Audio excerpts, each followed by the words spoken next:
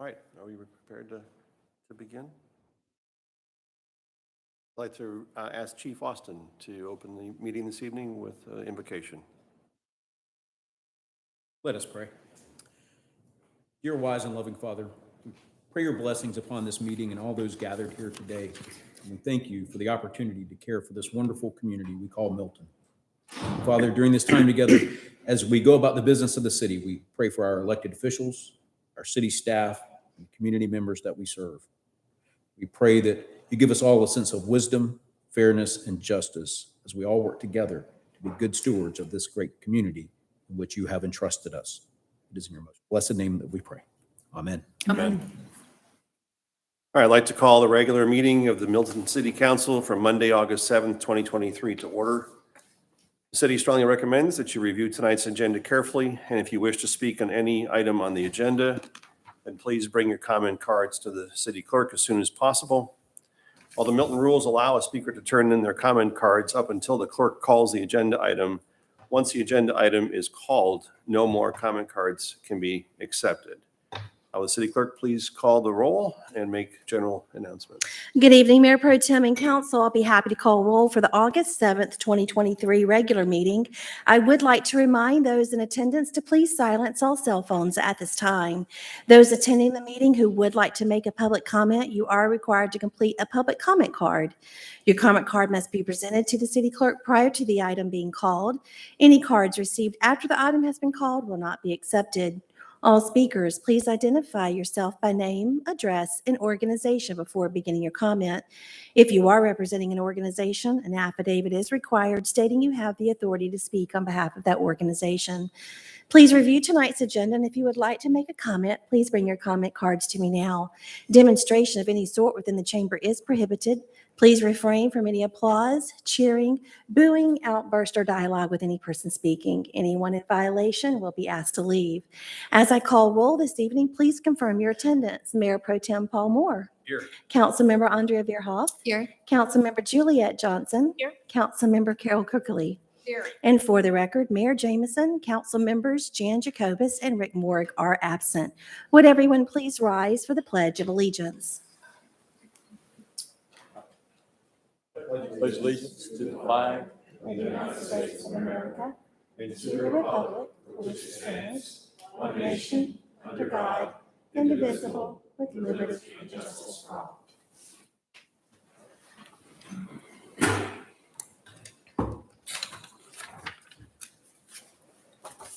Okay, next is the approval of the meeting agenda. Tonight, there are no amendments, no executive session. So may I please have a motion? Mayor Pro Tem, just a point of order here very quickly. We have a lot of items on the zoning agenda, A through C. You barely have a quorum. You've got 4. So I just want to remind the council, this is of course to you for you to make the decision. But if you wanted to postpone these items where there was a full complement of the council here and have the public hearing at another time, you do have the right to do that. I just want to emphasize that to you. It's up to you. You could legally do it this evening, but you're a little thin on numbers this evening, and you would be making policy decisions for the entire city. That's just my comment for you. Thank you, Mr. City Attorney. I had given that some consideration, knowing coming in this evening that we were going to be thinner in number, and I will certainly take that under advisement. And the fact that there is some community that's assembled this evening on some of those topics, it might very well be that we give them a chance to speak on their item, or are you just saying you could do that? You could do that. What you could also do is invite those individuals. If for instance, you wanted to have the true zoning procedures law public hearing later, you could still ask them if they're here to come up during public comment. We have a general public comment. They could still come and express their, obviously they've come out in this horrific weather today. If they wanted to come and make their statements known to council, but what you might avoid by doing that is the full staff presentation on that, which will just be repeated on September, should you choose to do that. So again, I don't want to get in your way. I just want to give you options because we're working on reduced numbers. Okay, well, so council, I am planning on making a motion to defer the 3 items. One, the Hamby Road issue has generated some email traffic and concerns, and I think that it would be the benefit of the full council to weigh in on that because it impacts quite a number of people. While my esteemed colleagues were all very capable of making good decisions, and others trust us. I still think, with that traffic, that we should be sensitive to that. The flag lot issue, well, we thought we were at a certain place on that. I don't think that we are. I think that is going to require some more consideration, and so I would put that one up for a deferral also with the full council. And what's the other one? Retaining walls? Retaining walls. Oh, the retaining wall. I know that those in land planning and our probably most prolific civil engineer has some real serious issues with that. So it sounds like that needs to go back in. And then I don't think that we're qualified to vote on that. I mean, speaking for myself, my extensive knowledge on retaining walls and other landscape architectural things, that one needs to be much more in a neat package for us to deal with. And I think that needs to go back through the ringer too. So that's the grand slam that I think that council's not prepared for at this point in time. Right. So if you made that deferral, but the council still wanted to make sure that people that braved this weather tonight got to be heard, you could make the deferral and then just direct the clerk Okay, that. it's whatever people want to do. It's Right. great with me. Yeah. Just to Okay. be clear, so if we take that action, the opportunity for the community who is assembled here for this evening for any one of those three topics, they can choose to speak during general public comment. That's right, because typically what we want to do is if there's a public hearing opportunity, we ask people to speak during that public hearing opportunity and defer public comment for things that don't have a public hearing. But if you're deferring the public hearing, then I think it would appropriately fall under the general public comment rubric. Yes. Okay. Okay, so All right. just want to make sure the community Yeah. understands that as well. And then they also have the, they also have the opportunity to come back in Yeah. the future Yes. when we're further down the road on this. Okay. Very good. Thank you very much. Okay, so that being said, this is the opportunity to approve the meeting agenda or adjust it accordingly. And Carol, Councilmember quickly, you might want to make your motion then. Is there a particular language that I need for that counselor to be? No, you've already indicated that you want to postpone or defer zoning agenda items A through C to September 4th. That would be your otherwise approved agenda as stated is what I suspect your motion would be. Okay. Mr. Mayor Pro Tem, By saying September 6th. On Monday. It's a Wednesday. September 6th is the actual date. Forgive me, Councilmember. Okay. Mr. Mayor Pro Tem, I move that we approve the agenda with the exception of deferral of the zoning items until September 6th. Okay, Okay. that's Just need a the second. motion Thank you. from Councilmember Crookerly. Second. And I have a second from Councilmember Verhoff. This is the opportunity for any discussion. You guys have sat quietly as we've engaged. Any comments? I agree. Yeah, as long as I can speak, I'm good. Okay, if that's the case, I will entertain the vote. All those in favor signify by saying aye. Aye. Opposed? That's unanimous. Okay, so the next item is general public comment. Do we have any public comment this evening? We do. Okay, so let me read the information for that. Madam Clerk, I know I don't have to say this, but that's going to capture anybody that was here for the zoning items as well. It will be all of them. So I'm going to go in the order as I got them. Thank you. The next item is general public comment. Public comment is a time for citizens to share information with the Mayor Pro Tem and the City Council and to provide input and opinions on any matter that is not scheduled for its own public hearing during today's meeting. Each citizen who chooses to participate in public comment must complete a comment card and submit it to the city clerk prior to the agenda item being called. Please remember that this is not a time to engage the Mayor Pro Tem or members of the City Council in conversation. When your name is called, please come forward and speak into the microphone stating your name and address for the record. You'll have 5 minutes for remarks. The city encourages you to review the agenda, and if you wish to speak, to bring your comment cards to the city clerk right now. If you'll invite the first comment to the podium. Mayor Pro Tem, I'd like to invite Mr. Zachary Douglas to the podium, please.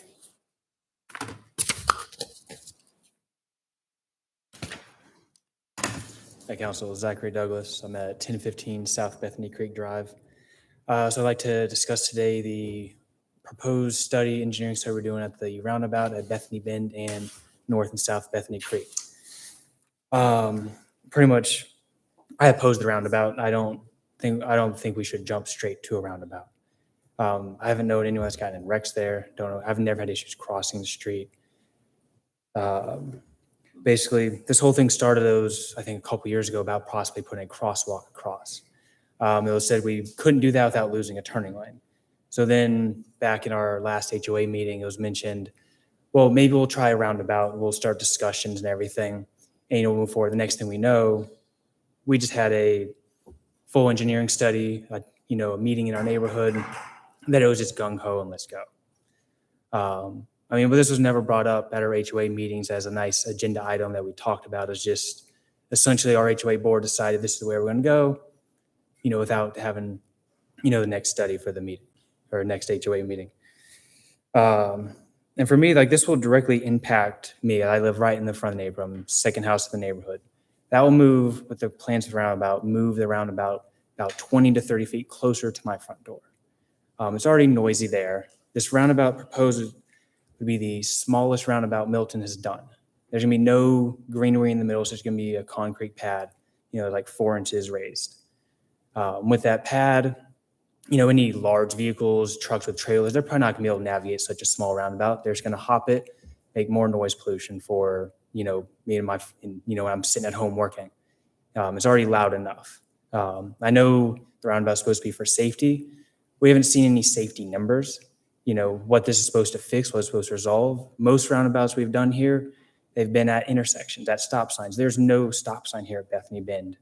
Like I said, we have right turn lanes in, we have left turn lanes in, so it would be so when we add a roundabout, we're gonna lose that. So I'm worried about, folks, once that light at, right in front of Publix there, turns green, people are gonna floor it, forget the roundabout, you're gonna turn right and they might smack in the back of you. I said, I'm not opposed to safety improvements there, just opposed to jumping straight to a roundabout. I don't know why we can't do, I think I heard they have speed signs on order. Why can't we do just signs that say neighborhood crossing to, cheaper items, that could also have the same impact as, a full-blown roundabout. Why those aren't being, tried first.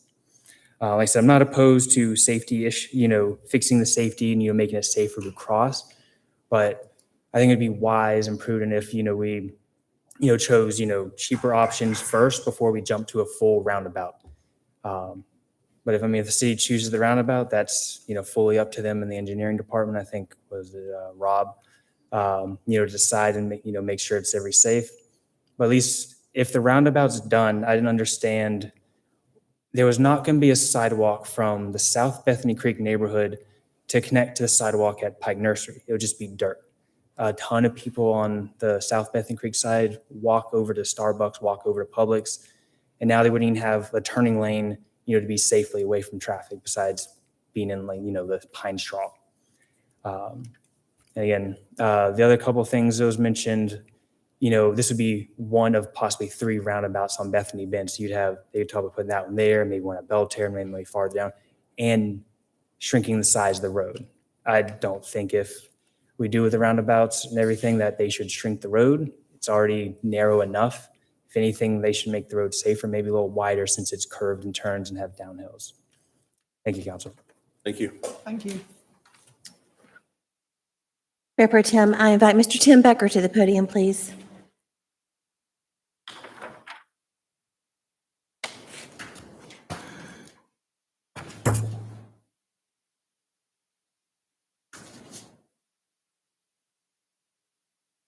Tim Becker, 97 Canton Street, Alpharetta, Georgia. Good evening, Council. At the last City Council meeting, the president of the Fulton County Republican Women and a council member both projected exaggerated cost savings for Milton running its municipal elections. Both were members of the now infamous Election Feasibility Committee. Cost savings of between $200,000 and $250,000 were estimated, which is 80% to 120% higher than the committee's own projections in December 2022. This is an impossibility, especially considering that Milton's election costs seem to be rising substantially and steadily. I reached out twice to the council member, once through an email and once through an open records request to obtain substantiation of his claims. I also submitted an ORR to obtain Ms. Cawley's proof of her estimates. No surprise, neither provided any proof. These estimates are just more lies, just more examples of the dishonesty and lack of transparency that has plagued Milton's election initiative since day one.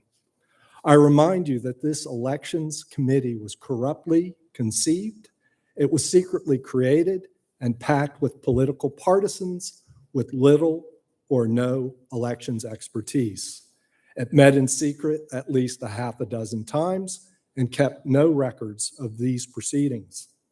Up until late June, some committee members were still operating in the shadows of City Hall with willing assistance from the elections superintendent. But enough about that. Now I want to talk about an even more important topic, and that is the interference of the lunatic fringe in Milton's elections. Some of these radicals operate under the banner of an upside-down American flag. This is deeply offensive to me. An upside-down American flag is meant as a distress signal. To misuse the American flag in this way as a symbol of protest is just plain wrong. It also endangers lives. These upside-down flag radicals hate America. They believe our nation's institutions are hopelessly corrupt and beyond reform. They no longer believe in democracy. Rather, they seek to distort democratic processes, especially elections, through undemocratic means, even violence. This explains how they justify partisans operating behind closed doors to design Milton's elections. Many of these radicals influenced Milton's election design, and some are now being hired as poll workers. 2 actually sit on council. Recent open records requests show that these 2 council members more than willing to pressure the elections superintendent. The records show an election superintendent easily susceptible to such pressure. An election superintendent willing to employ political partisans to achieve his end, and a city council prone to look the other way. Given these realities, it is easy to envision a council member demanding the election superintendent find a few hundred votes. It is easy to envision that election superintendent colluding with partisan poll workers to actually find those votes. At the last council meeting, the election superintendent sent out his own distress signal when he expressed worries about the trust and legitimacy of the 2023 elections, worries echoed by one council member. At this point, regardless of what happens between now and Election Day, it is already fair to say that Milton's election initiative has been an utter and complete failure. It is past the point of no return. The elections are in extreme distress. I guess it is time for Milton city government to fly the American flag upside down. Thank you. Mayor Pro Tem, I invite Tammy Ure to the podium, please.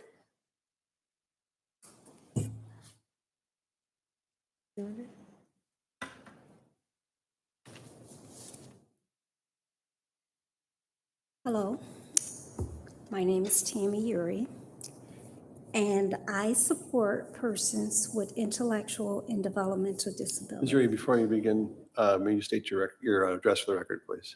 My address is 3625 Cottage Drive, Milton, Georgia, 30004. Thank you.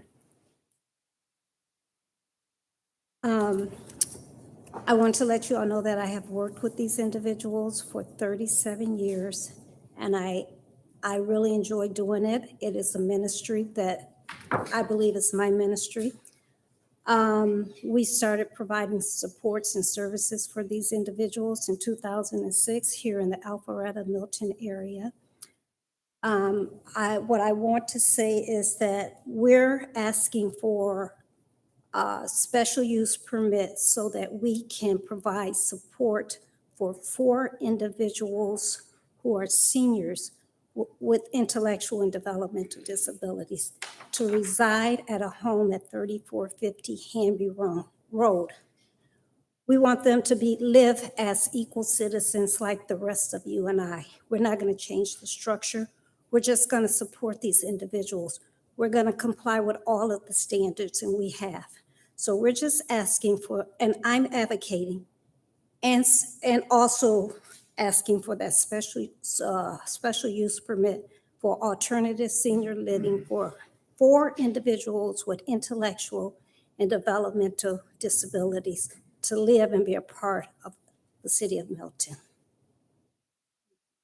Thank you. Mayor Pro Tem, I invite Tracy Markoff to the podium, please.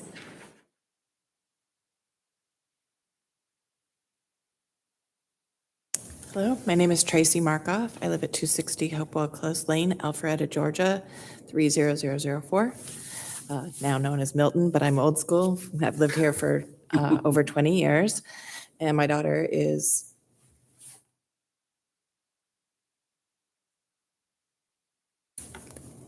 severely disabled. And she's been attending the program with Daffy, the day program, and I don't know what we would do without it. It's allowed my family to continue to be happy and productive in our community, as well as my daughter. And I hope that when she reaches the age that she would qualify for a home like this, it'll be available for her in the community that we've lived in for all of these years and where she's grown. And I hope that you'll support the decision to allow the zoning change. Thank you. Thank you. Thank you. Mayor Pro Tem, I invite, and bear with me, I want to make sure I have this name right. Is it Fispeny Urick? Did I get that right? No? You can come to the podium. Do you want to?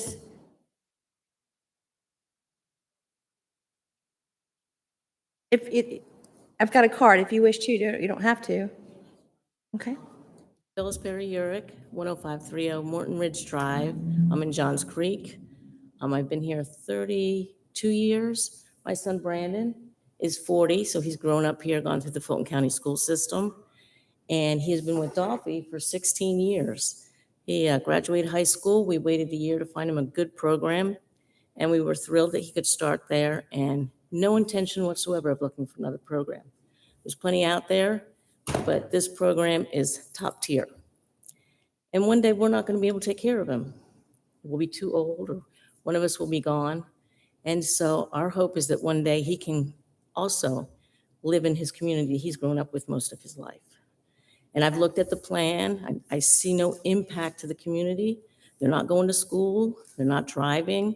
They're just living in a home where maybe they want to grill out or entertain each other. And I look for your support. And the cities, as you cities have developed, you've done such a great job of camps, social programs, bowling, things that they can do just like everybody else with a little bit of support.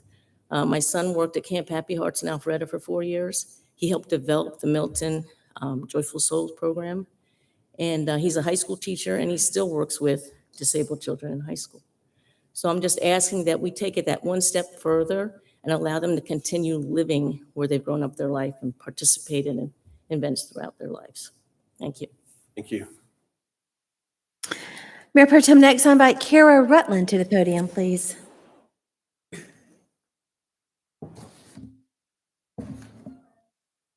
I'm Kara Rutland. I'm at 3275 Hanby Road. And I have letters, copies of what you've already received, along with a copy of the petition from 20 residents on Hanby Road that oppose this zoning change, as I do. Now, the letter outlines all of the concerns that I and my neighbors have with regards to this. My main concern is the precedent that this will set if you do a rezoning. This is the second home that has been purchased on Hamby Road recently for the sole intent for it to be a business. That is not why people move to Milton. They moved to Milton to live in a community. Hamby Road, I want to stay as a residential area. That's my community. That's why I moved here. The families who have lived on Hamby Road for years and years, the Hambys on Hamby Road, they oppose this as well. And I'm asking for you all to deny this rezoning of this property. Thank you. Thank you. These with you or? Leaving them with me. Thank you. I'll disperse them. Thank you. I invite Mr. Harry Rutland to the podium. No? Okay. And I invite Lauren Holmes to the podium.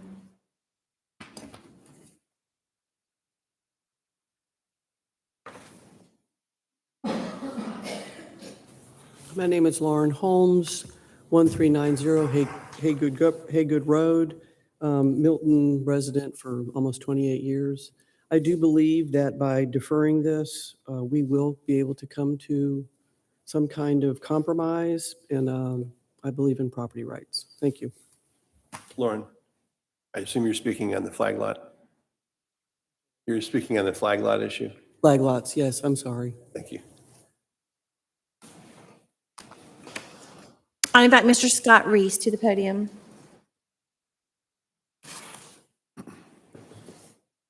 He's going to have two. No. Members of council, I'm Scott Reese, Brumlow Reese and Associates, doing business at 13685 Highway 9, Milton, Georgia 30004. Here tonight speaking about the proposed ordinance to amend the flag lot ordinance. So personally, and probably selfishly, I would be opposed to any changes to the flag lot issue.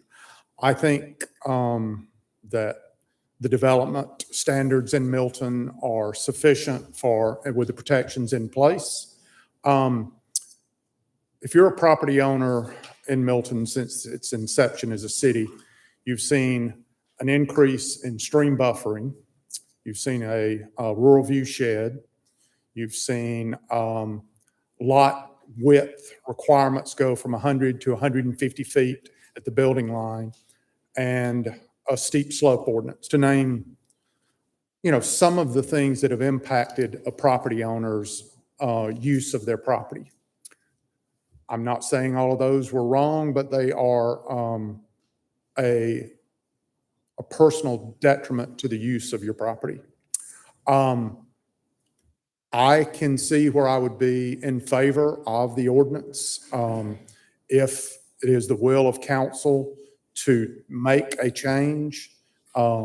This ordinance is a fair compromise that I think probably weighs the owners of the individual and the community.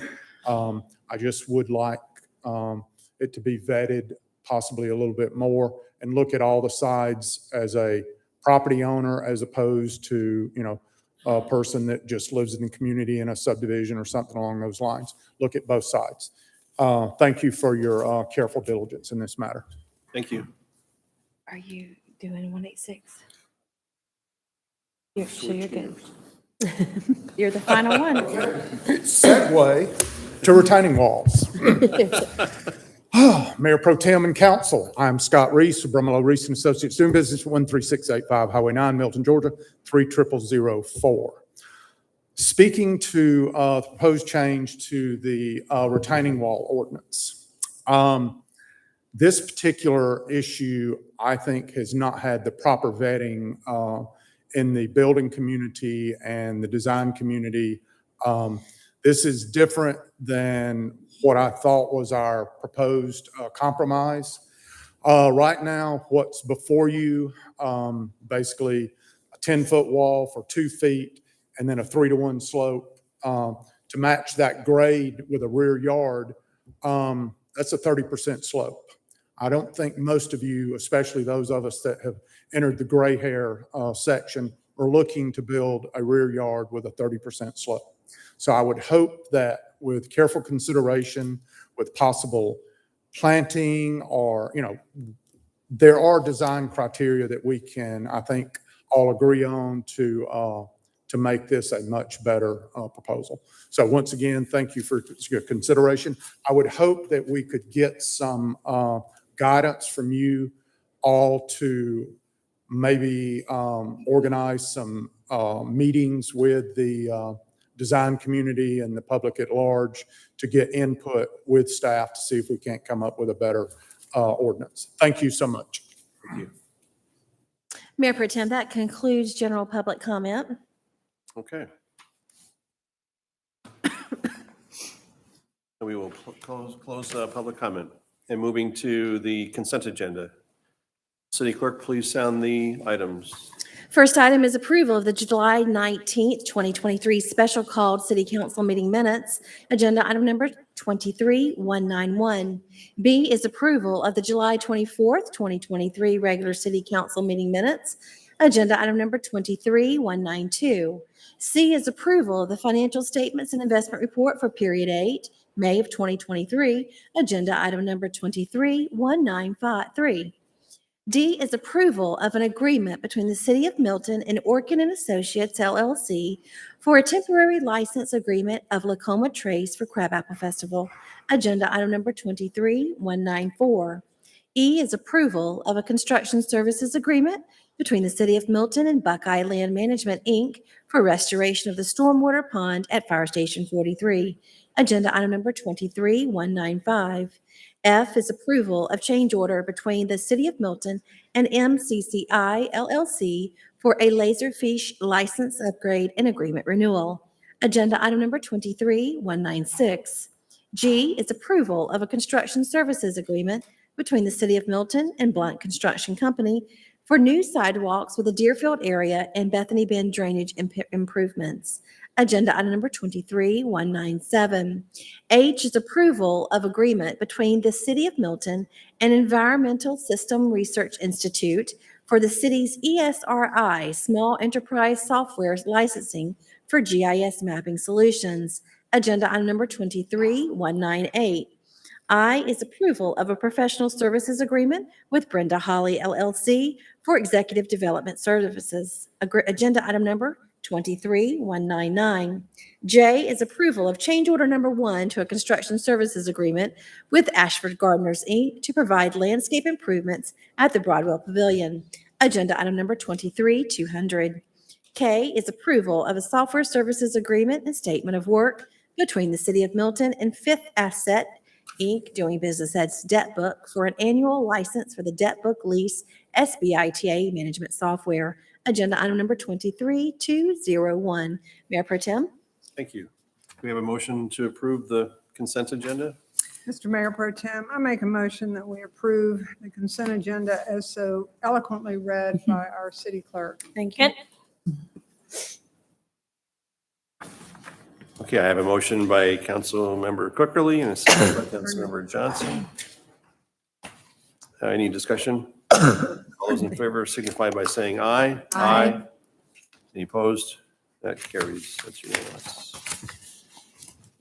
Moving on to reports and presentations. Will the city clerk please sound the first item? Item A is update on launching the PTV registration. Public Works Director, Ms. Sarah Leaders.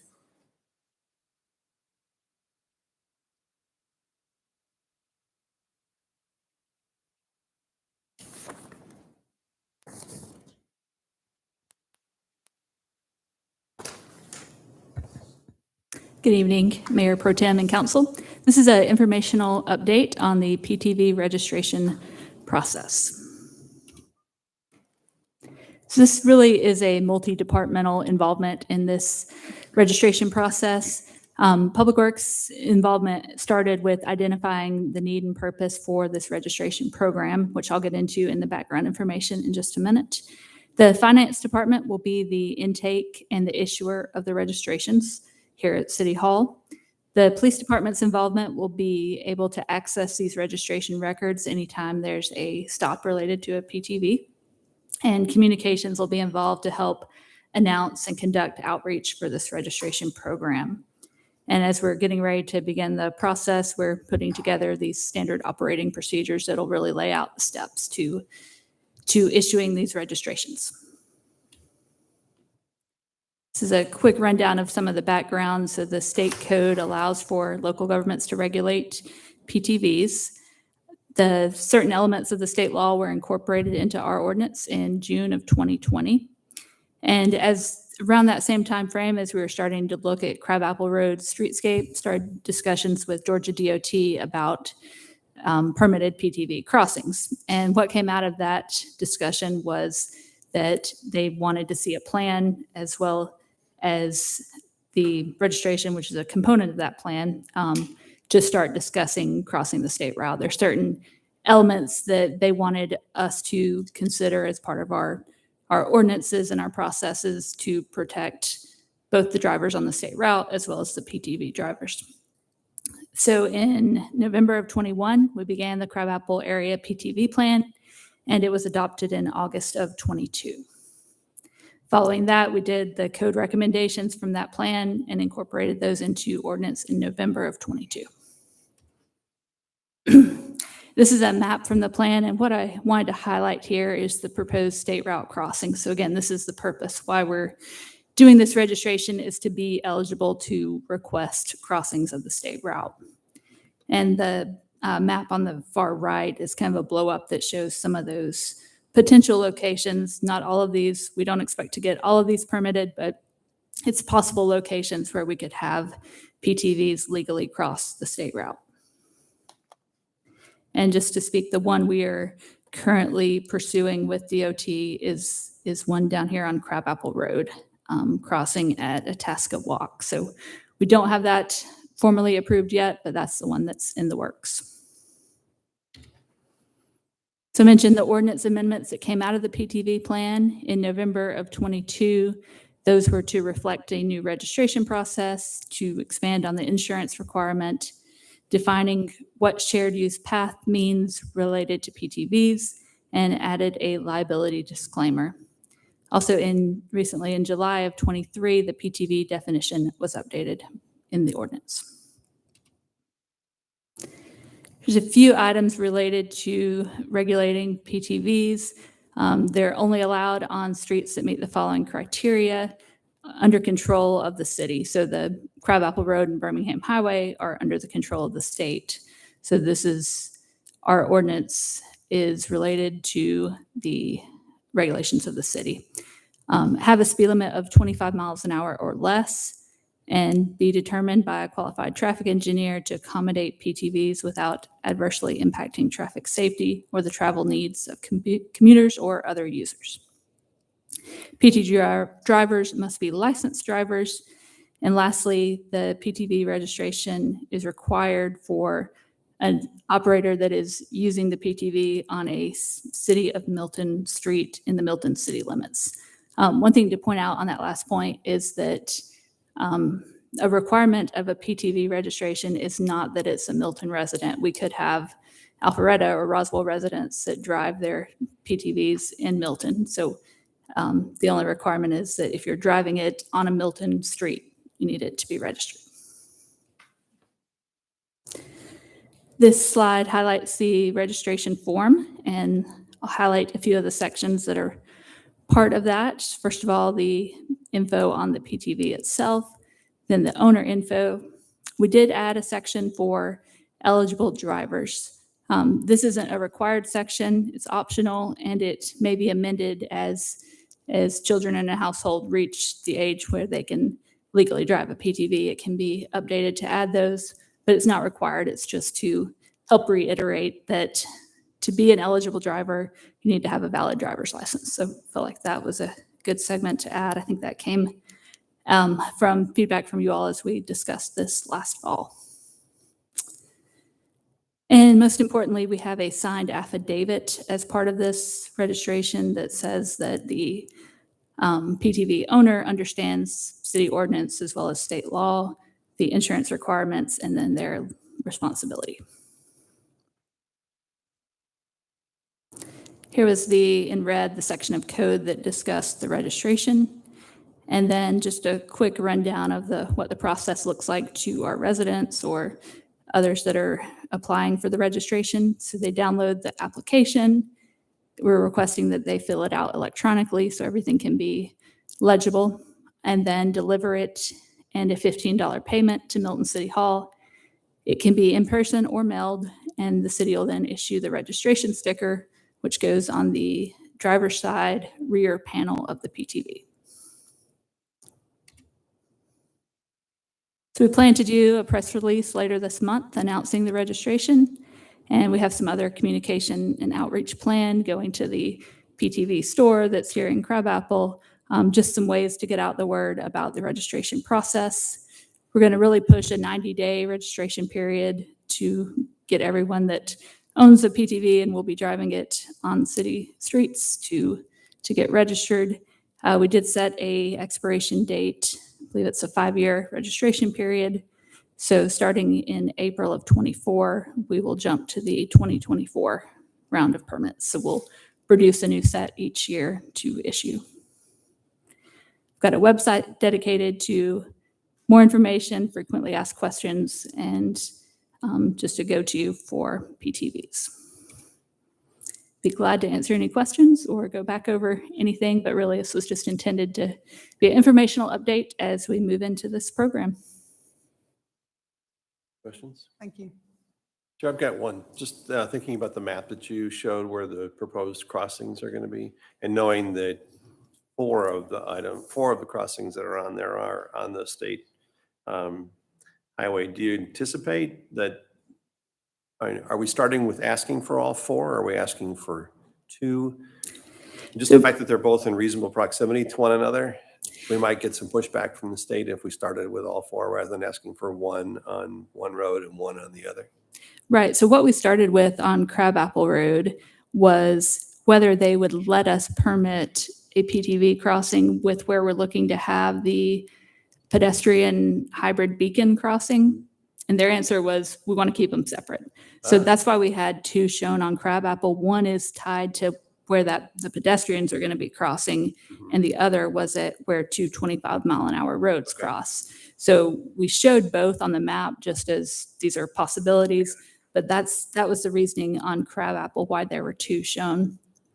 Similarly, on Birmingham, definitely we're going to pursue one at the school in Kensington Farms. That's two 25-mile-an-hour roads, and it's signalized. So the next two down are where one is where we might do another pedestrian hybrid beacon in the future related to Crabapple Crossing Elementary and upgrading that pedestrian beacon. So where that falls in line with where the pedestrians cross versus where the PTVs cross, that's again why we showed two.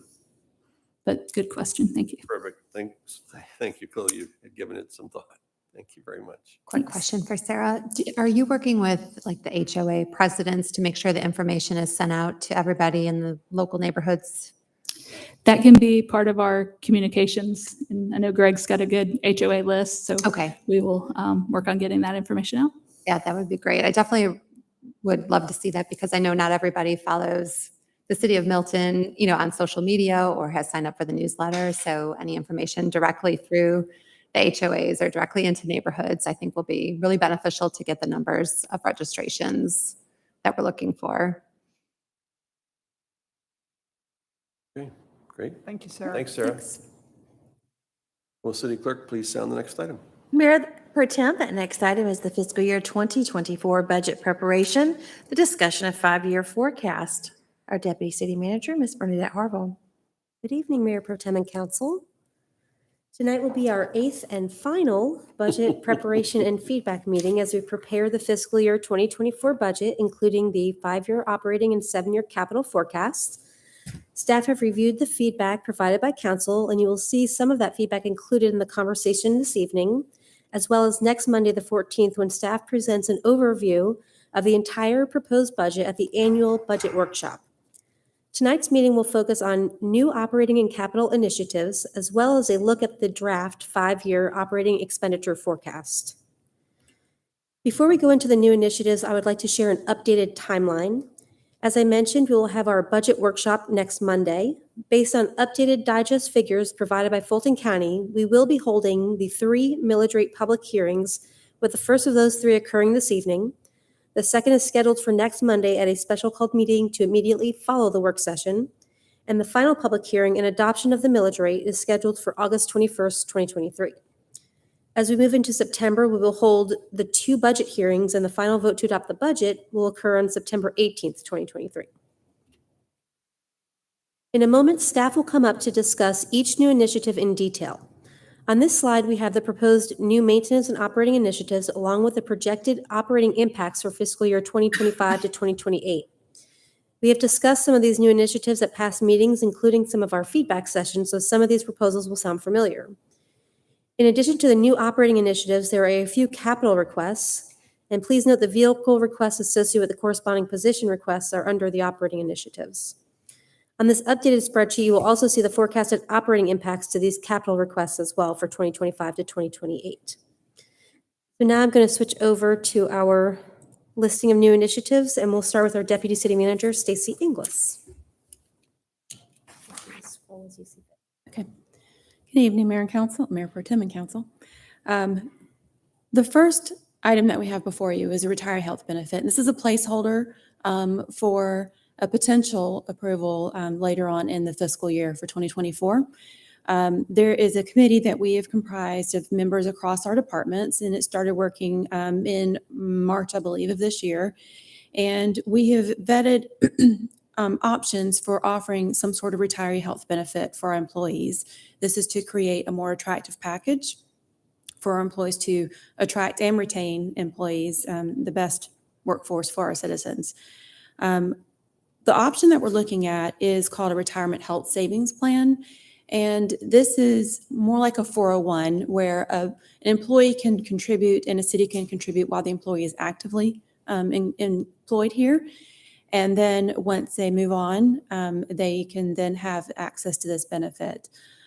We're currently working on getting an actuary to estimate the cost of this program and to see if there's any offsetting costs that we could get by putting this type of program in place, such as the higher cost of employees as they move on and have more years of service. They typically earn more. And so you have the older employees that earn a little bit higher than the newer employees. So we wanted to see if there's any cost savings that we can benefit from there for allowing the employees to retire whenever they want to, instead of holding on and waiting until they get Medicare eligible. So we're looking at, savings in those costs as well as any medical savings, because as you know, whenever people get older, they typically drive higher costs in medical costs. So we wanted to engage the services of an actuary to see if they can come up with a cost estimate for, again, the plan and for any kind of offsetting costs that the city might be able to gain from this. So what you have, again, is a $200,000 request for as a placeholder.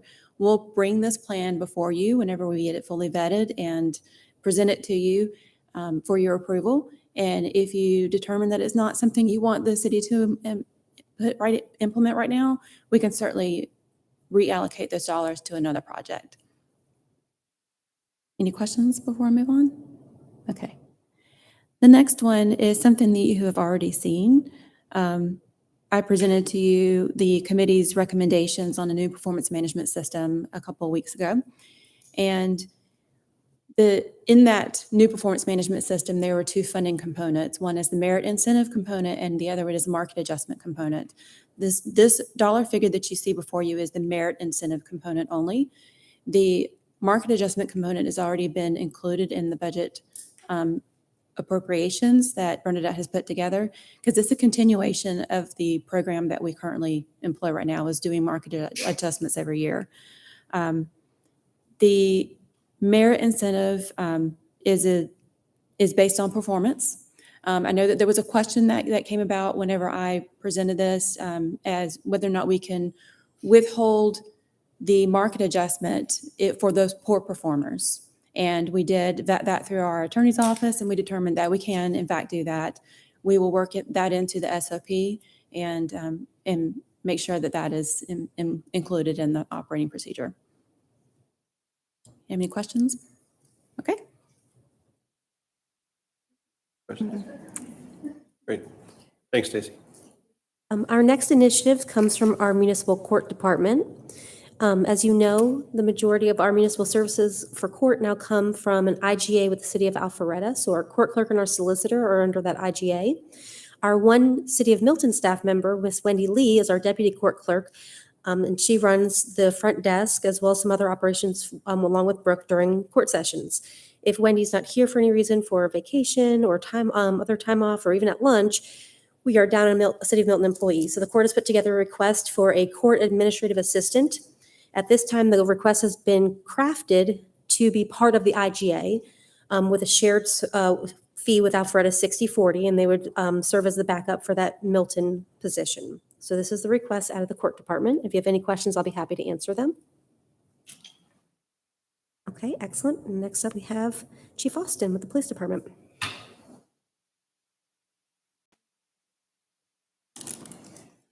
Greetings, Mayor Pro Tem and Council. Tonight I bring for you 3 initiatives from the police department that will help us achieve our mission of providing exceptional public safety services to our citizens. The first is a school liaison officer.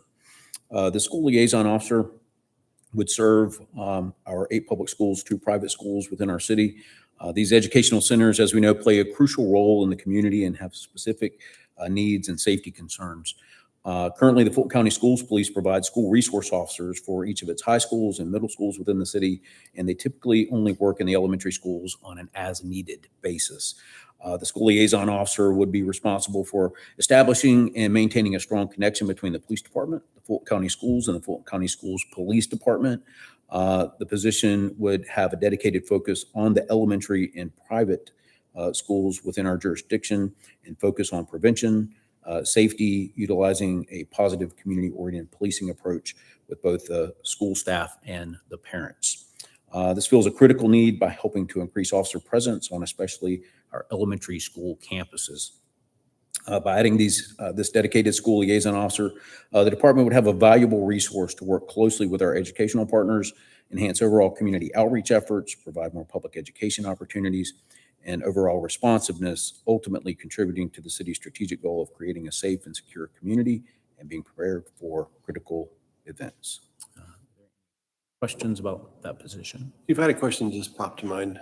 For me, that dedicated officer that would be assigned to these tasks, would that individual be basically in the field all day, every school day? So it's probably rotating from school to school to school. That's their primary purpose, is to be in the schools. Absolutely. Yes. Perfect. Not somebody who's back at headquarters. They would be. Right. Now, there will be some administrative tasks. We have a school safety plan, which, if you may recall, Sergeant Chafee went around to all of our schools and updated. They would be responsible for keeping that up to date as well, making sure we have all the latest information, any changes in the school's protocols, things of that nature, and just be that liaison for us. But other than that, yes, the expectation will be for them to be in the schools, providing police presence, safety, educational programs. They would have all the authority of a standard Milton police officer, maybe as well as It would be one of our police officers. Perfect. Terrific. Thank you. Next initiative is for 2 additional sergeants with our police department and then backfilling those positions with officers. The sergeants in the Milton Police Department serve as our first line supervisors. As such, there must be at least 1 sergeant on duty 24/7, 365.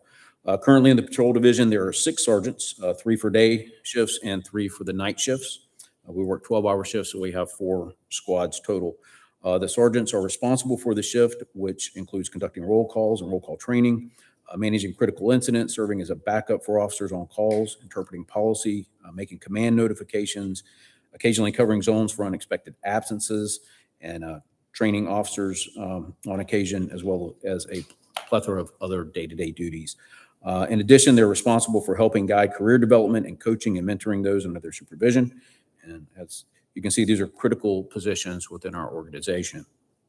As stated, over the past several years, the Milton Police Department has been functioning with 6 sergeants in the Uniform Patrol Division. As the city has grown, so too has the need for supervisory involvement on calls and supervisory involvement in staff leadership. which really stretches this valuable human resource for us. We currently often have to pull patrol lieutenants and captains to cover shifts to allow sergeants to have PTO or attend training. Providing 2 sergeants to the supervisory team will allow us to have 2 sergeants assigned to each of our patrol squads. And then backfilling these positions would even out our personnel on squads, providing for 5 officers and 2 assigned sergeants per shift. And that would reduce the need for backfilling these shifts by overtime for pulling officers from other squads. This would allow for several benefits to our organization and our city, including enhanced oversight and accountability within the police department, efficient resource allocation, additional line level employee support and mentoring, and more resources on the street. This equates operationally to more backup availability for our officers and a quicker response to our citizens on emergency and non-emergency calls. Questions on that one? Good plan, Chief. Thank you.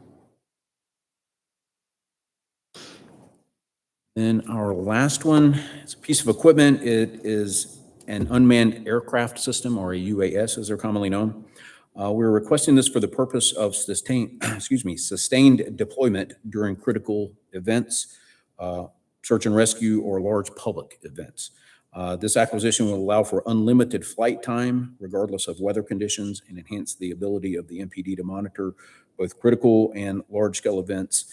One thing with this piece of equipment, it does not require the FAA approvals, training that our untethered drones or untethered UAS would require, as we have several. This UAS can be flown with minimal training and set up and operational within 1 minute. It also would be in line with our city's strategic goal of creating a safe and secure community and being prepared for critical events. Questions on that one? Good. Thanks, Chief. Thank you very much. Plans.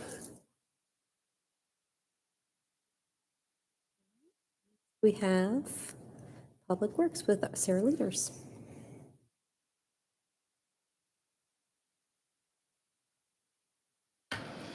Let's start with our recycling and solid waste management plan. So our only existing plan for solid waste was adopted in 2009.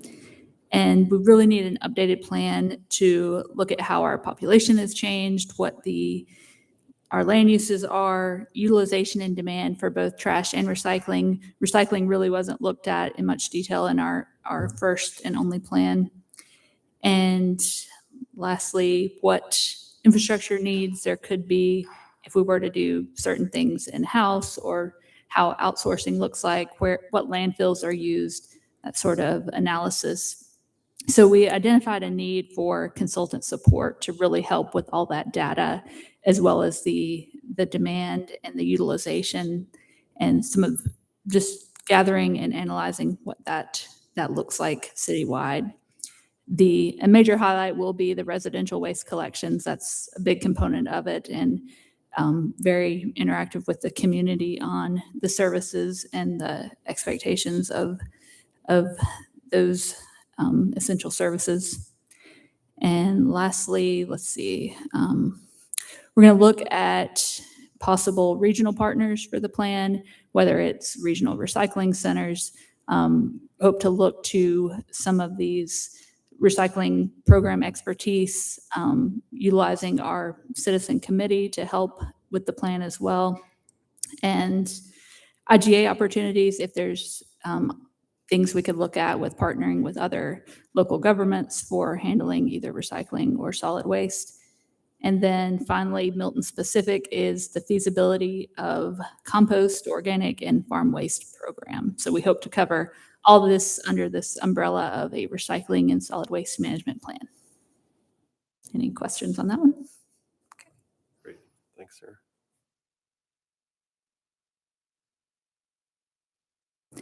And then my second one is asset management software solution. So we've utilized a basic spreadsheet for tracking our assets in the past. And what that lacks is a tie to what we call GIS, or graphical information systems. It's a physical point where an asset is located. So with a citywide solution, it's really going to be a single platform that'll work with GIS, so the physical location of these assets, and our request management system, so things we get in through See, Click, Fix, work orders we make for our crews to do, to monitor and track assets and work that's permitted or performed. And like I said, an example of that might be a catch basin structure that we go to repair and realized it had been repaired a year ago, and there might be an underlying problem that we're not aware of. So by having a location tied to the asset and it's tied to our work, we know when we go out there what the history of that particular item is. Let's see. So our goal is to incorporate facility management, so all of our buildings and the systems within those buildings, our right-of-way infrastructure, as well as pavement management. That's one of our biggest assets is our roadways. So knowing the condition of those, utilizing this system to help us plan our 5-year paving program.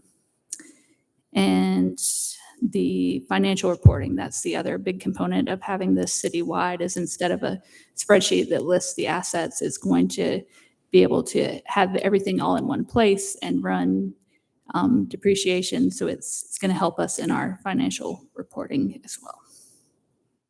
I think that's all on that one. Any questions? Great. Thanks, Sarah.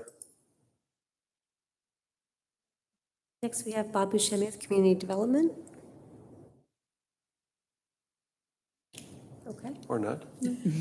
Not a problem. I can talk for Bob. So during one of our feedback sessions, Anita Jupin, our Economic Engagement Manager, came to speak with you all and presented this idea of a software for commercial real estate availability. And what the software would do is be able to help everyone be able to see what availability we have in space, what the layout of that space looks like, if there was a lease on it, when that lease is coming up, so then other businesses would have the opportunity to see what availability we had for commercial real estate throughout the city. This would be a pilot program that Bob and Anita believe will cost around $6,500 because it is run through a third party, so we wouldn't house any software here or anything like that. We'd be tapping into a resource that another company has, and then seeing if that works out, we would continue that program. So any questions about that tool? Okay. And then the next one we have is the marketing plan. Anita also presented this idea during one of our feedback sessions. And one of the pieces of feedback we did receive was potentially tailoring this plan to look at Highway 9 and Deerfield first. I believe that was some of the council feedback. So this project plan at $45,000 would do just that, taking the feedback from the current placemaking and branding plan, as well as the LCI plan that is forthcoming, and packaging that into a marketing plan to be able to then determine what types of businesses are fit for that area and being able to develop any future lots based on attracting those types of businesses. So again, a one-time cost of $45,000 with no other future impact would be the cost to get a consultant, because this is a specialized area that Bob and his team believe that we would need the expertise from an outside source to be able to present that marketing plan. Any questions? Okay. So then our final presenter this evening is Tom McElveen with Parks and Recreation.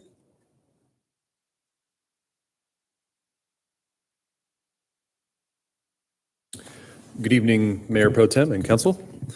This new capital initiative addresses expansion of the city's camera system. In this first phase, we're specifically seeking to improve the security in the parks. These upgraded cameras would be housed on a new system boasting some more advanced capabilities. The purpose of this initiative is twofold. First is to deter potential crime. And the second is if an incident does occur, we have more to review. Our current system in the parks is aging and lacking some valuable capabilities. Many years ago, this system was a viable option that staff was able to quickly deploy within the parks, and it served a good purpose at the time. This existing system does have deficiencies that we're addressing with this new initiative. These primary concerns include technology within the cameras is frankly just getting older and outdated. They require Wi-Fi coverage to operate, limiting camera placement for us. And many of the cameras run on batteries, requiring charging and changing them. This request includes 7 cameras in total and all the infrastructure required to deploy them strategically. The new cameras and system will work off the cloud, making for easy access to video. With the ability to operate off cell signal, a new system would drastically reduce or altogether eliminate placement limitations that are tied to more of a Wi-Fi based product. We're looking to buy the cameras outright in year one with ongoing operating costs tied to maintenance, support, and access to that system each year. Lastly, you can see this initiative allows for future expansion in 2025, estimated at $75,000 each of the next 2 years. And at that, I'd welcome any questions. Oh, I thank think you. it's a good plan, Tom. Yeah, we need it. Appreciate it. Thank you. So I appreciate that, everyone coming up to talk about this. So I'll give you a little bit of detail. And I have one more piece to show you. That will be a glance at our 5-year forecast for expenditures. Last meeting, we looked at the revenue side. Tonight, we'll look at the expenditures. And then you will have seen in bits and pieces. Yes, sir. We just went dark. Oh, okay, I'll give it a moment. There we go. So now you have seen in bits and pieces all of the inputs to the budget that we will present in one whole piece for you on the 14th. So here before you is the 5-year expenditure forecast. This spreadsheet incorporates an estimated 4% increase to salaries and benefits annually, which will be updated each year based on the actual information we receive from either the employment cost index or the market study that we do every other year. So I would put a placeholder in as our best guess of what that would look like. And of course, it'll be adjusted accordingly, according to the plan that Stacy presented that we're going to follow. We've also incorporated a 4% increase to benefits, which again, based on the quotes we received back as we are shopping our benefit plans each year, that will be adjusted as well. But we felt those were good placeholders to be able to project what we believe will be going on in the market over the next few years. In the M&O initiatives section, you will see annual costs for the multi-departmental initiatives that Stacy just went over, including the retiree health benefit and the performance incentives. As we obtain more data related to these initiatives, those costs will be allocated across the departments as they fit into them. But for a placeholder right now, we have them under the M&O initiative section. Fiscal year 2025 and subsequent years include a full year staffing for Fire Station 45, as well as facility operating expenses for that building. FY 2026 and subsequent years include staffing for a new athletic park, as well as facility operating costs. Any staffing for the community center will be discussed in a future plan as the build-out is not contemplated in this 5-year plan. So we're looking at more about 8 years out. The operating transfer section at the bottom includes debt service payments due annually to the revenue bond, which covers the refunding of Bell Memorial Park's build-out, the construction of the public safety complex, the reconstruction of Fire Station 42, as well as fire's alerting system that was incorporated into each station. It includes approximately $25,000 annually to cover any event costs which may exceed the revenue brought in from the city's sole hotel through the hotel motel tax program.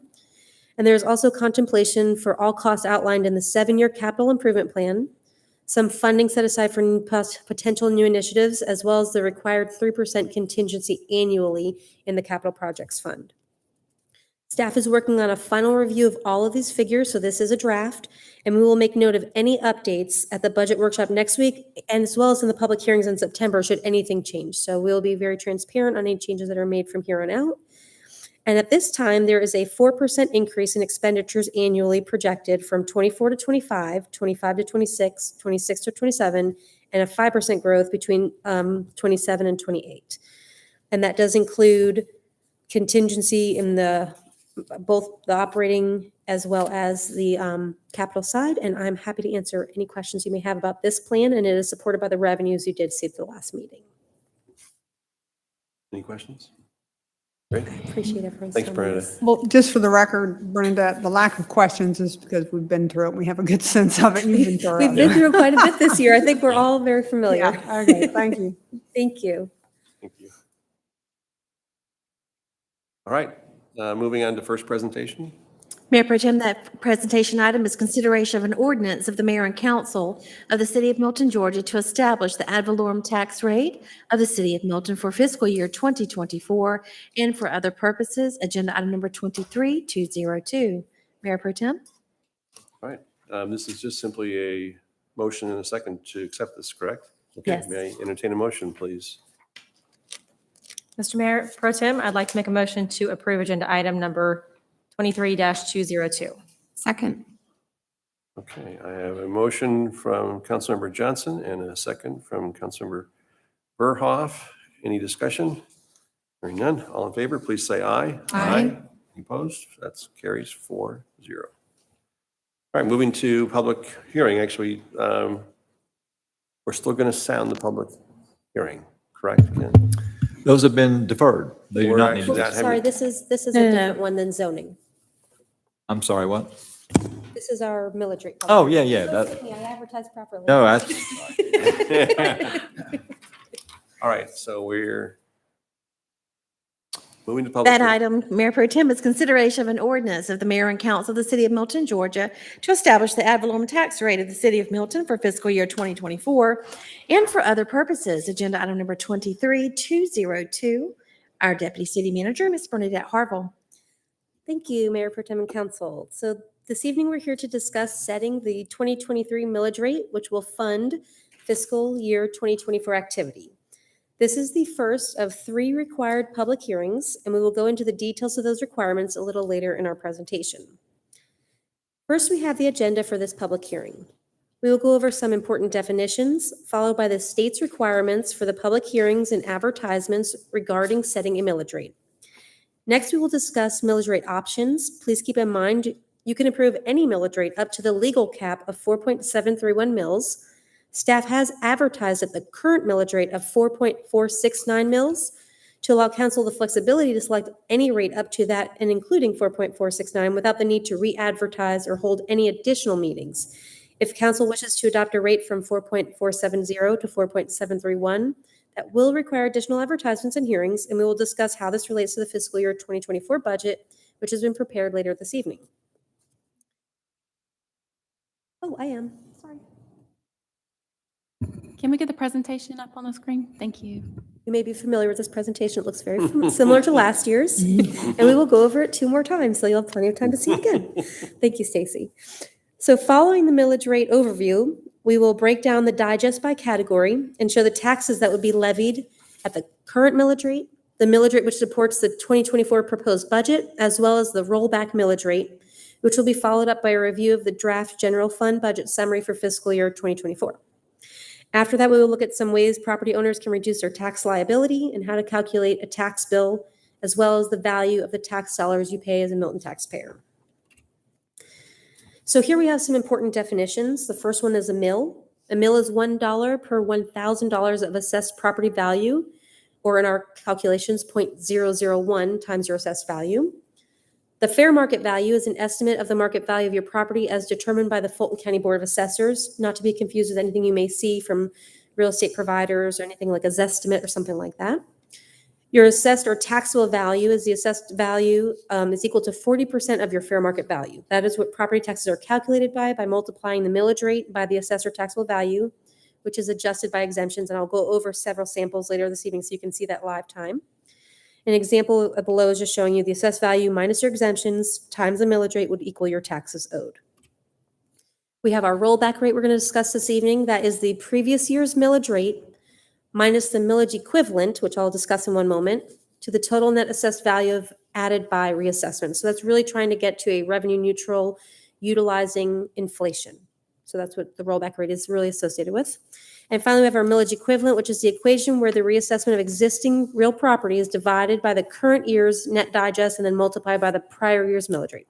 Again, trying to weed out what portion of the digest growth is related to changes in current property values. So anytime the city's millage rate exceeds the computed rollback rate, we must hold 3 public hearings to allow for citizen input. Since Milton advertised at the current millage rate of 4.469 mils to allow the council that flexibility to adopt anything up to that millage rate without additional hearings, we will have to host these 3 meetings this year. So tonight is our first one on August 7th. We will have our second one on the 14th next Monday, immediately following the work session. And then our final public hearing will be held on August 21st. And additionally, after that last public hearing will be the vote to adopt a millage rate for 2023. Here you can see the ads that were posted in the Milton Herald. The first one was posted the week of the 27th, and it was posted again this last week. It shows, per the state law, what the millage equivalent of our current millage rate is and what that percent increase is. And you can see that between the rollback rate and our current millage rate, there's a 1.82% increase. It's equivalent to 0.08 mils. So we have that advertisement that went out. And in this last week's paper, you also saw the 5-year history of levy. We have gone through and updated all the figures based on the most recent digest provided by Fulton County. And we have updated our exemptions according to the actual exemptions we have listed in our financial software. As you know, we do give an estimate to Fulton County at the beginning of each year, but they do not take any true-ups from us. So we have updated that line to be true to what we know today. You can see the growth in the exemptions. In this year, we are primarily being driven by that floating exemption. So we'll go into the details of how the floating exemption is calculated later, but you can see how that's impacting our digest right there. Again, year over year, at 100% collections, 100% collection rate, there's an 11.6% growth in the levy digest if we were to adopt a 4.469 millage rate. Before you is a snip of the information we receive from Fulton County to show you how we get those figures. And again, the driving factor in the rollback calculation is that number there under the reassessment of existing real property. That is what that calculation is driven by. And you can see the growth in the digest year over year and what the attributable factors are from reassessments versus new additions to the digest and other changes. I have here the math behind all the ads. I won't go through them. I know we've gone through them several times over the years, but I have this here for transparency. If anyone wants to see them, we will post these presentations online and they can kind of go through exactly how we do the calculations. But again, you can see the millage rate equivalent calculation and exactly where the numbers from that last spreadsheet came from and how we came up to 0.08 mils is the change in the difference between the current millage rate and the rollback rate. You can also see how we calculated the rollback rate right there. We took last year's millage rate minus that millage equivalent.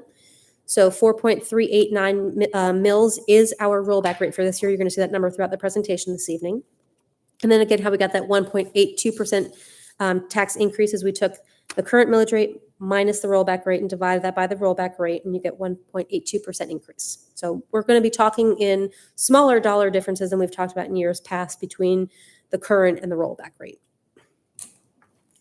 And then here are the math behind the ads for the 5-year history of levy and how we got to that 11.6%. Again, taking the 100% collection projection and doing that math.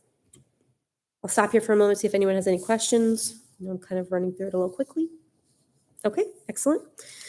So in the next few slides, we will go over the millage rate scenarios, including the current millage rate of 4.469 mils, the calculated rollback rate, which would offset any increases that resulted from reassessments of existing real property, which is that 4.389 mils that we talked about, and the reduced millage rate option based on the forecasted revenues. So last year in our 5-year plan, we forecasted revenues for 2024, and we have based our 2024 budget off of that forecast, which is most closely supported by a millage rate of 4.395 mils. At the bottom of the slide, you will see the separately calculated green space bond millage rate. This is the variable rate used to allow for property tax collections for the debt service payments owed in fiscal year 2024 for the green space bond.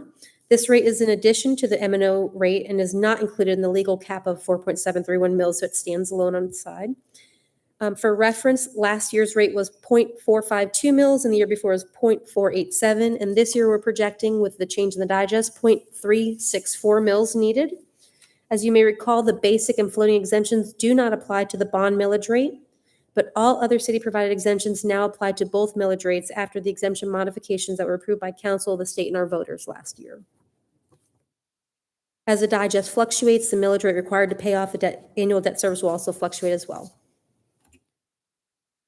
Here you can see the taxes that will be levied under the 3 millage rate options we discussed for real property, personal property, and motor vehicle at year 1, with collections being 97% for real property, 65% for personal, and 70% for motor vehicle. Again, these are historic collection rates for year 1 that staff utilizes for budgeting purposes. The current millage rate would yield anticipated revenues 1.68% or $255,955 higher than the 4.39 mils, which is the rate that most closely supports the fiscal year 2024 budget forecast. The difference between the 4.395 mils and the rollback rate of 4.389 mils is $20,753 or 0.14%.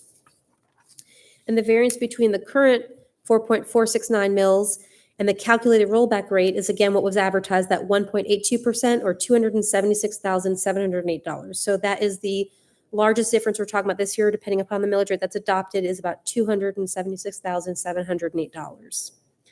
For reference at the bottom, you can see the adopted and amended real property budget, as well as collections through August 1st. You can see the amended budget is lower as staff had to account for higher than anticipated floating exemptions in 2023, or fiscal year 2023, so the 2022 tax year, which resulted in an amendment that reduced anticipated revenues by $723,456, which was approved by council last May. So just kind of giving you an idea, if you look at those forecasts compared to what real property tax would bring in this year, those are the comparisons. Before you here is a summary that compares our budget, our general fund budget as we have forecasted for fiscal year 2024. So this is kind of the revenues and expenditures put together that we've talked about in bits and pieces throughout all of these presentations. We are going to go into an in-depth presentation on this at the 14th workshop, but I just wanted you to have an opportunity to see this in one place. You can see our actuals for 21 and 22. The 23 amended budget does include some pending amendments that staff will be bringing to council for consideration in September. So I just wanted to let you know that that is that does include that in addition to the ones that were already approved in May.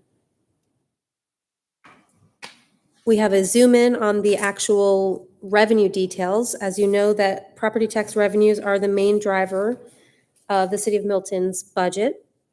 We are highly dependent upon property tax revenues. In current year, property is the city's highest revenue source at approximately 35% of our total recurring revenues, which excludes operating transfers in from other funds. Most cities have a commercial base closer to 40 or 50% of their digest, and Milton's remains around approximately 13 to 15%. So it's always something to just keep in consideration. I'll stop for a moment, see if anyone has any questions before I kind of go into some opportunities for savings for citizens.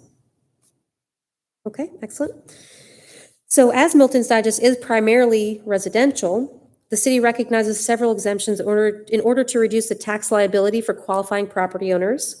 There's our basic homestead exemption, and we have 2 additional exemptions available to our senior population. We used to have 3. 2 of them were combined into 1 last year. So we have the $25,000 for 65 and older. If you qualify for, if you're just 65 and older, no income qualification anymore, you get $25,000 on the M&O side as well as the bond side. If you're 70 and older and make $100,000 or less as a household income, you get a full value exemption from the City of Milton. And then for those in our community who have a disability verified by a certified physician, and they meet the income qualification, which last year was around $80,280, they're also fully exempt from City of Milton property taxes. In addition, we have the floating homestead exemption. This applies to the primary residence and the 5 contiguous acres of land around the home. And for 2023, we will again reach that cap of 3% since inflation was above that. We've already verified that with Fulton County, they will be using 3%. So I just have a calculation here to show you what that looks like on your property. So even if your fair market value increases, the difference between your taxable value cannot exceed 3% growth. So I just have all that math here. I have a spreadsheet we can go over in a future meeting if we'd like to go over that in more detail. And then finally, one of the other opportunities we have to, in addition to our exemptions, is the CUVA, which is offered, you can apply at the county, for properties under 2,000 acres that qualify under the state's conservation use laws are eligible for having their property assessed at the use as opposed to the fair market value. They do have to opt into a 10-year period of time in which they would guarantee to keep the property at that use. And then they can receive significant savings under this program. We also have talked about in many meetings before, and I'd like to bring up one more time, that we really can't use our assessment notice to calculate our bills with Fulton County. Fulton County, at the time that they prepare these assessment notices, does not have a millage rate, as we are talking about our millage rate right now, and we have an adopted one, so they just plug in last year's. They also do not keep parcel by parcel data for exemptions. So they don't have your floating exemption nor any of your city exemptions addressed there. So we ask that everybody just look at their assessment, understand that their fair market value is within what they believe to be fair for their home, and then check your bill to make sure that all your exemptions come through. So you can't really use this to project your bill. Okay, so getting into how to calculate your tax bill. So we have an average home with a fair market value of $700,000 using last year's digest. That is about the average fair market value within the city of Milton. It has grown somewhat over the last few years. And for this example, I take out the floating exemption. I think it's easier to just see with a basic $15,000 homestead exemption. But if you have a floating exemption, it would be added to that second line where the reduction is, and you would reduce it right there. So your 40% of your fair market value of a $700,000 home is $280,000. You would take away your exemptions from that. In this example, you have a $265,000 taxable value, and then you multiply that times your millage rate, as we talked about earlier in those math adds. So here are the dollar differences we talked about between 4.469 mils, 4.395 mils, and 4.389. Again, varying from the highest to the lowest is 1.82%. Then we try to dive down and show you what the value of your dollar is. What are those dollars going towards? So we have a little grid here that shows you at the highest millage rate that we've been talking about this evening, which is our current millage rate of 4.469 mils at that $700,000 home, would pay $1,184.29 annually if they had no other floating exemption applicable. And that comes down to $98.69 monthly and $3.24 daily. And that kind of breaks down over our different functions of government in this manner. And you can see it here by percentage. So about 42% goes towards public safety. You have about 16% coming towards your general admin and 19% towards our PAYGO system. This is all based on the forecast we have prepared for FY 2024. So I know that was fast. I know we will hear it a couple more times, but do you have any other questions for me this evening for our first of 3 millage rate public hearings? Always appreciated. Thank you. I Great appreciate job. you. Thanks, Bernadette. All right. Do we have any public comment on this one? We do not.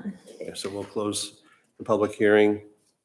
And so I guess we do have to take a vote on the presentation. We have to approve the presentation 23-202. May I entertain? No, we don't have to do the vote on that. Don't have to? No, A couple we don't more have of to do the these. vote on that. We can move right into Move beyond. the next item. So Okay. we've deferred the zoning agenda items, We did?